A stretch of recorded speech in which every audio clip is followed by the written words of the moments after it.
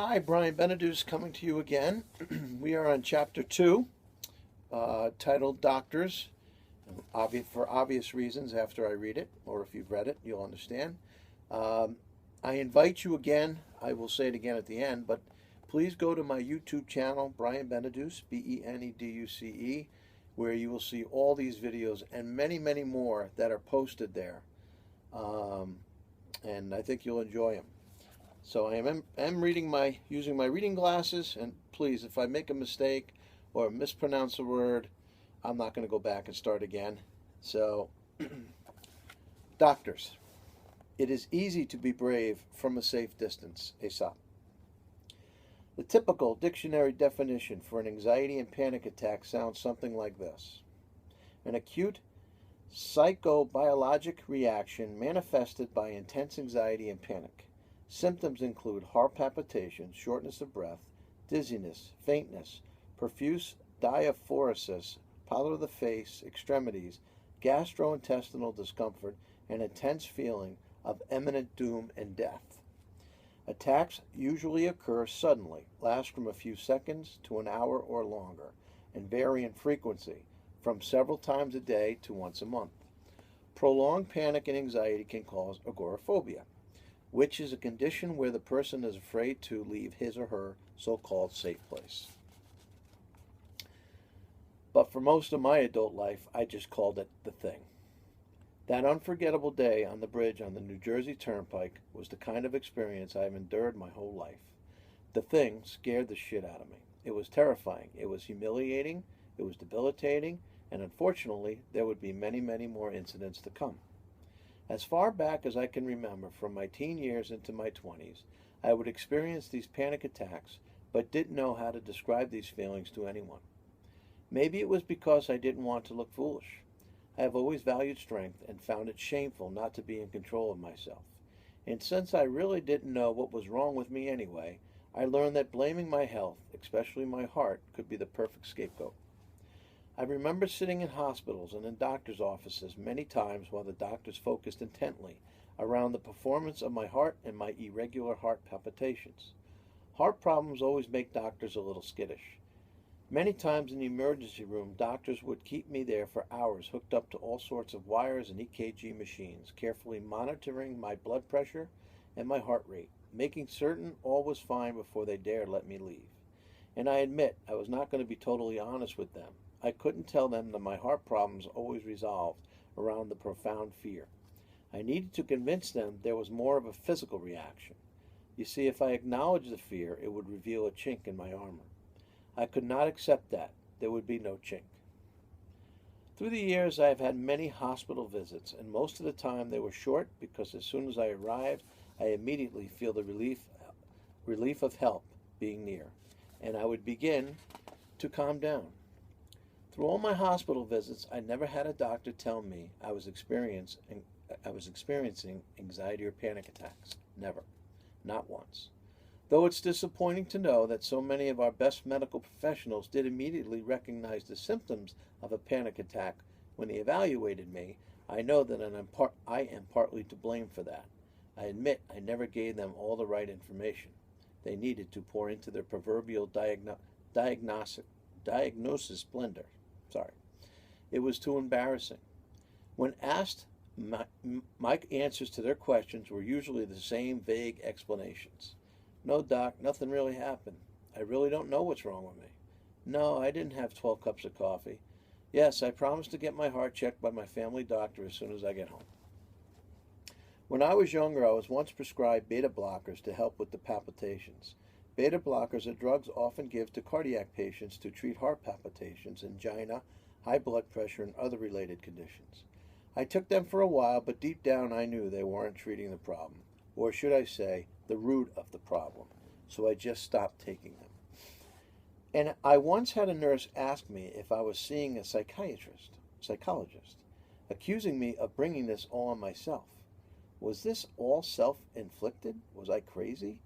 I was into my late 20s at the time and was spending lots of time alone as my wife was frequently on the road working as a flight attendant for Eastern Airlines. I remember leaving the office and spending a long evening lost in my own thoughts, not arriving back at home from the hospital until 5 o'clock that morning, feeling deeply depressed. Because how could I, the proud, strong man I was, be doing all this to myself on purpose? Could that nurse be right? Almost no one wants to admit that they are seeing a psychiatrist, but I did, once when I was in my 30s. After listening to my stories, he came to the conclusion that I was a victim of my own ego, feeding upon itself. I don't know if he realized that I was suffering from anxiety and panic or not, as he never actually used those words. But he did give me homework. He did give me a homework assignment. He asked me to read Tom Wolfe's novel, A Man in Full. I remember that as I was reading this book, I was wondering why, out of all the books in the world, he gave me this book to read. If you aren't familiar with it, the story is essentially about a man with a lot of ego trying to be everything to everyone. He had a good ego, and he had bad self-destructing ego. I figured I must have an awful lot of the last one. But did this explain why I can't even be alone with myself? Why I can't go through tunnels or speak in front of people? Why I fear bridges, traffic, or can't just be alone with my thoughts? Or worse? So it's all my ego? Is that the cause? Did this explain why in Manhattan, while staying over after partying late at a friend's house, I would tie my wrists to the armrest of a couch with a bathrobe tie at 4:30 in the morning, because at that point the anxiety was so bad I did not know if I would jump from the high-rise or not. I have never ever entertained a single suicidal thought in my life, but I wasn't sure if the thing would make me jump anyway, or more accurately, push me. I would experience over 100 different uncontrollable feelings, all negative, shooting through my head at the same time. All of these feelings, while clearly psychological, caused many physical problems. And once the physical problems kicked in, heart palpitations, sweaty palms, hands shaking like a leaf, then my brain would take over with deep feelings of panic. Many people who have known me for years would say I seem to be sick all the time, that I always seemed to suffer from the cold or the flu, and I did. All the stress would cause my immune system to simply crash. It's medically proven. It was a terrible, vicious cycle, and it still is.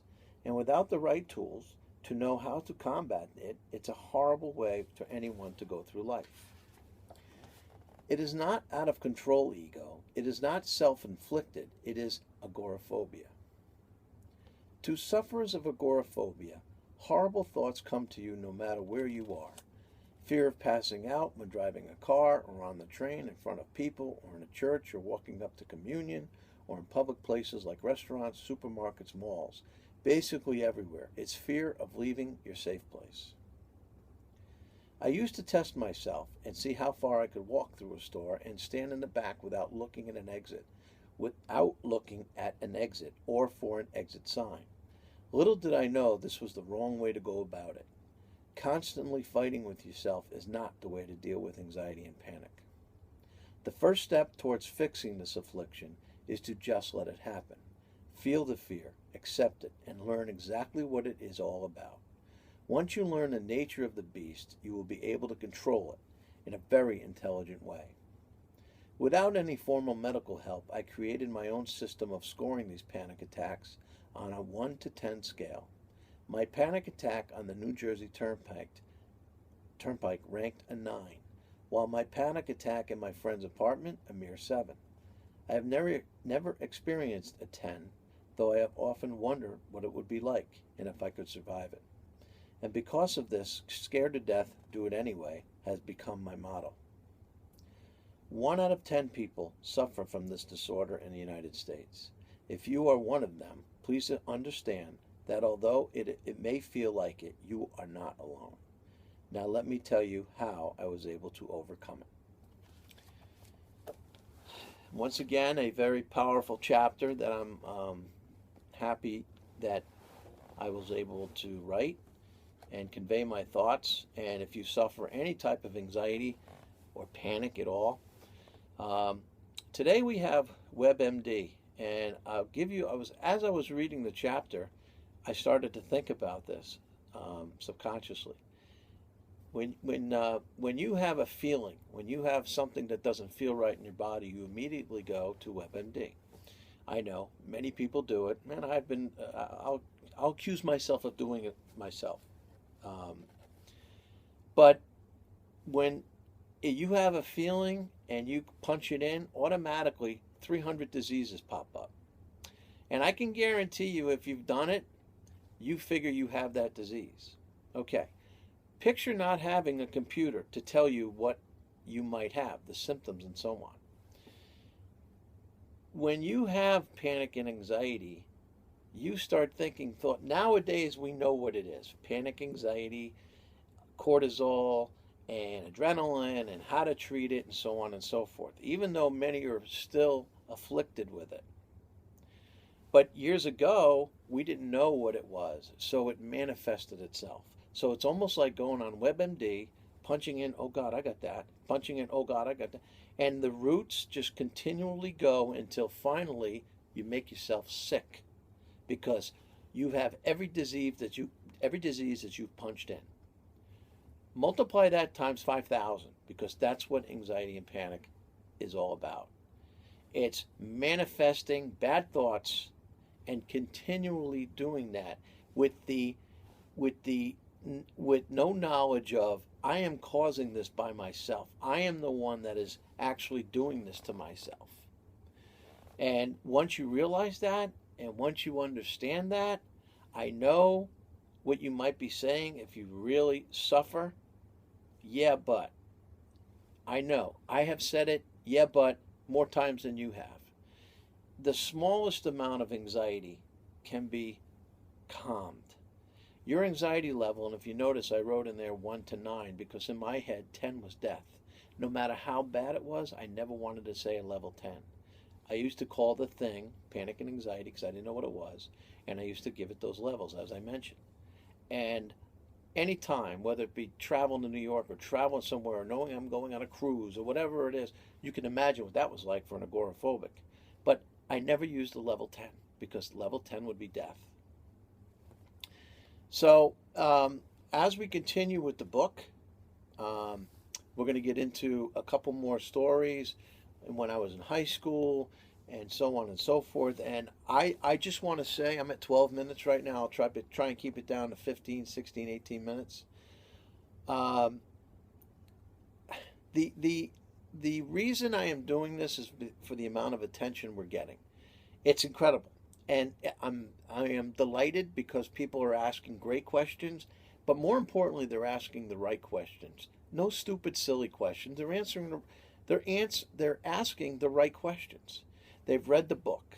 I get emails and texts. They're texting me, "Thank you very much. You have, and I love that. It's fantastic." And the questions are even more fun because I've lived it, I've survived it, and I want to help you. So keep the questions coming. Keep the emails coming. And by the way, the supportive emails are great. And please, I invite you again to go to YouTube. All of my videos are on there. You will see stuff from Motivate for Success, which was what I've been doing for the past 10 years prior to me writing the book, which is business coaching. And I got some snippets on there of that. But don't discount Scared to Death Do It Anyway, because now this is something that I am going to push and try and get people to share. That's the word I guess social media uses now. My team is telling me to tell you to please share these videos with your contacts because you do not know. My wife lived with me for years and she did not know. So you don't understand when I tell you there's people that you're dealing with now, whether it be work, whether it be within your own family, whether it be your kids, whether it be your spouse, whether anywhere, somebody is suffering from anxiety. Okay? It's a proven fact, and I just went through that. So, thank you. We're going to do another chapter, and thank you for listening. And please again share and go to YouTube, go to my website, and onward. Thank you very much.